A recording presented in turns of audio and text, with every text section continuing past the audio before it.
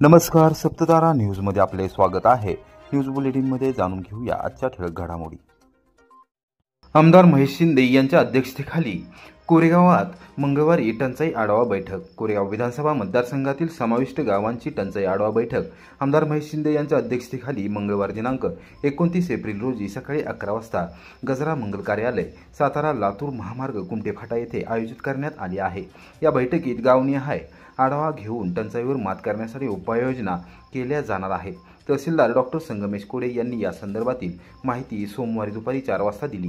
कोरेगाव विधानसभा मतदारसंघात समाविष्ट असलेल्या कोरेगाव तालुक्यातील गावांमध्ये टंचाई सदृश परिस्थिती निर्माण झाली असून शासन आणि प्रशासनाच्या वतीने उपाययोजना करण्याच्या अनुषंगाने ही महत्त्वपूर्ण बैठक होणार आहे। या बैठकीत गावनिहाय सरपंच, उपसरपंच आणि ग्रामपंचायत अधिकारी यांच्याकडून आढावा घेतला जाणार आहे। बैठकीत उपस्थित असणाऱ्या प्रशासकीय खाते प्रमुखांकडून आजवर करण्यात आलेल्या उपाययोजना, राबवण्यात आलेल्या विविध योजना आणि भविष्यकाळात राबवाव्या लागणाऱ्या योजना आदींबाबत आढावा घेण्यात येणार आहे, अशी माहिती डॉक्टर कोडे यांनी दिली।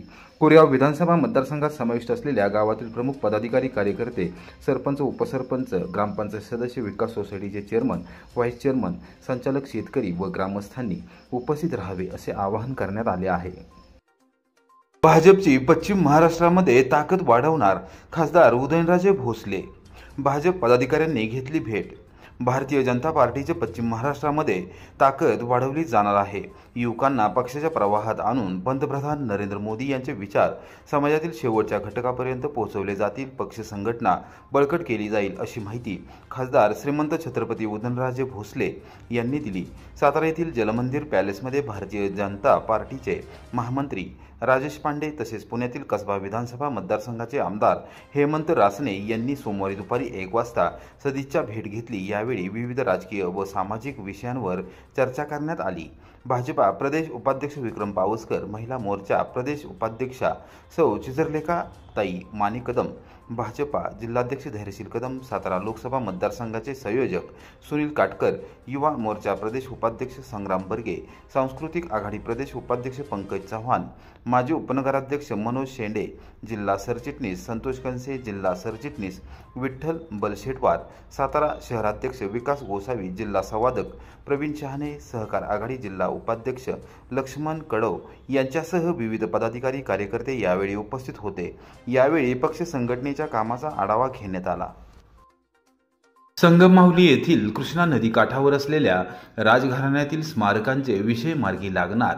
सार्वजनिक बांधकाम मंत्री श्रीमंत छत्रपती शिवेंद्रसिंहराजे भोसले जिल्हाधिकारी कार्यालयात झाली महत्त्वपूर्ण आढावा बैठक। सातारा शहरानजीकच्या संगममाहुली येथे कृष्णा नदीकाठी असलेल्या राजघराण्यातील व्यक्तींच्या समाधींचे काम लवकरात लवकर हाती घेतले जाणार आहे। त्याचबरोबर भारतरत्न डॉक्टर बाबासाहेब आंबेडकर यांच्या स्मारकाचा विषय देखील प्राधान्यक्रमाने मार्गी लावला जाणार आहे। किल्ले अजिंक्यतारावरील प्रलंबित कामे पूर्ण करणार आहे, अशी माहिती सार्वजनिक बांधकाम मंत्री श्रीमंत छत्रपती शिवेंद्रसिंहराजे भोसले यांनी दिली। सोमवारी दुपारी 12:30 वाजता मंत्री भोसले यांनी जिल्हाधिकारी कार्यालयातील सभागृहात महत्त्वपूर्ण बैठक घेऊन राजघराण्यातील व्यक्तींच्या समाधी, डॉक्टर बाबासाहेब आंबेडकर स्मारक आणि किल्ले अजिंक्यतारावरील कामे याचा आढावा सार्वजनिक बांधकाम विभाग आणि महसूल विभागाकडून घेतला। जिल्हाधिकारी संतोष पाटील यांच्यासह वरिष्ठ अधिकारी यावेळी उपस्थित होते। बैठकीनंतर मंत्री भोसले यांनी माध्यमांशी संवाद साधत बैठकीत घेण्यात आलेल्या निर्णयांची आणि झालेल्या चर्चेची माहिती दिली। तर संगममाहुली येथील शाहू महाराज, ताराराणी साहेब आणि सईबाईंच्या आणि तो परिसर संपूर्ण विकसित करण्याच्या दृष्टीनं त्याचा प्रस्ताव तयार करणे, त्याचबरोबर आपल्या सदर बाजारमधील डॉक्टर बाबासाहेब आंबेडकरांचं जे ज्या घरामध्ये त्यांचं वास्तव्य होतं त्याचं एक स्मारकाचा विषय होता। आणि दुसरं म्हणजे अजिंक्यतारा किल्ल्यावर पण अजून काही गोष्टी, काही कामं चालू आहेत, काही गोष्टी अजून तिथं करायच्या। त्या संदर्भात सगळे जे काही लागणारं प्रस्ताव आहे ते तयार करण्याची बैठक होती। तर याबाबत सगळी चर्चा आर्किटेक्ट वगैरे यांची झाली आणि संपूर्ण प्रस्ताव या तिन्ही याचे तयार करण्यात आले। त्याचबरोबर डॉक्टर बाबासाहेब आंबेडकरांचं जे स्मारक करायचं आहे त्यासाठी जे त्या जागेचे मालक आहेत, आमने जे घर आहे त्यांच्याशी पण चर्चा करून त्यांना पण योग्य मोबदला त्यांच्या अपेक्षेप्रमाणे कसा देता येईल या दृष्टीनं चर्चा झाली, तर त्यांच्याशी पण चर्चा करून तो विषय लवकरही मार्गी लागतो. कुशेगाव खटाव परिसरातील झाडे जगवण्यासाठी बँक ऑफ महाराष्ट्राचा पुढाकार. दोन्ही ग्रामपंचायतींना दिले पाण्याचे टँकर.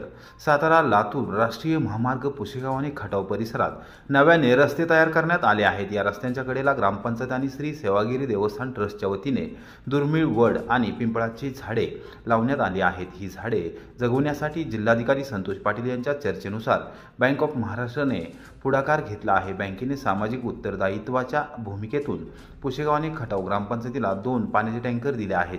सातारच्या जिल्हाधिकारी कार्यालयाच्या आवारात बँकेच्या वतीने सोमवारी दुपारी 1:30 वाजता सहाय्यक महाव्यवस्थापक यांनी जिल्हाधिकारी संतोष पाटील आणि आमदार महेश शिंदे यांच्याकडे पाण्याचे टँकर सुपूर्द केले. यावेळी देवस्थान ट्रस्टचे अध्यक्ष रणधीर शेठ जाधव यांच्यासह विश्वस्त दोन्ही ग्रामपंचायतींचे पदाधिकारी यावेळी उपस्थित होते. आमदार महेश शिंदे यांनी जिल्हाधिकारी संतोष पाटील यांच्यासह बँक ऑफ महाराष्ट्र व्यवस्थापनाला मनापासून धन्यवाद दिले आहेत. कोरेगाव मतदारसंघामध्ये 1.25 लाख झाडं लावण्याचा हा संकल्प पूर्ण होणं शक्य नाहीये, परंतु जिल्हाधिकाऱ्यांनी मला शब्द दिला की मी संपूर्ण तुमच्या पाठीशी उभा आहे, आमचं प्रशासन पाठीशी उभा आहे. एवढा एखादी बँक सुद्धा यामध्ये सहभागी होते. महाराष्ट्र बँक ही अग्रणी बँक आहे, आज जनतेला सेवा देणारी बँक आहे. मी त्यांचेही खूप आभार मानतो की त्यांनी कलेक्टर साहेबांच्या शब्दाला मान देऊन ठिकाणी एक टँकर उपलब्ध करून दिला. निश्चित या ठिकाणी मी शब्द देतो की फार चांगल्या पद्धतीनं निसर्गाचं संवर्धन करण्यासाठी आणि झाडांचं संवर्धन करण्यासाठी याचा वापर केला जाईल. हिवराच्या शेंगा खाल्ल्याने 24 मेंढ्यांचा मृत्यू. निकमवाडी येथील दुर्दैवी घटना. आदरकी बुद्रुक येथील मेंढपाळाचे लाखोंचे नुकसान. सातारा तालुक्यातील निकमवाडी येथे सोमवारी सायंकाळी 6:30 वाजण्याच्या सुमारास हिवराच्या शेंगा खाल्ल्याने 24 मेंढ्यांचा पोट फुगून मृत्यू झाल्याची दुर्दैवी घटना घडली. यामुळे फलटण तालुक्यातील आदरकी बुद्रुक येथील मेंढपाळ नाना सूळ यांचे लाखो रुपयांचे नुकसान झाले आहे. घटनास्थळी जिल्हा परिषदेच्या पशुसंवर्धन विभागाचे पथक रात्री उशिरा घटनास्थळी पोहोचले. राज्य सरकारने मदत करावी अशी अपेक्षा मेंढपाळ नाना सूळ यांनी व्यक्त केली. आदरकी बुद्रुक येथील मेंढपाळ नाना सूळ हे मेंढ्या चारण्यासाठी सातारा तालुक्यातील कोंडवे गावात आले आहेत. त्यांचा तेथे तळ आहे. ते आपल्या मेंढ्या आव्हाडवाडी निकमवाडी या गावच्या शिवारात सोमवारी दिवसभर चरण्यासाठी गेले होते. दरम्यान निकमवाडी येथे सोमवारी सायंकाळी हिवराच्या झाडाच्या शेंगा दिसल्याने मेंढ्या पळत त्या झाडाखाली गेल्या.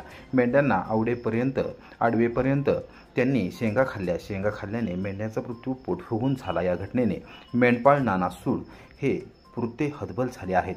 रात्री उशिरा पशुसंवर्धन विभागाचे अधिकारी घटनास्थळी दाखल झाले.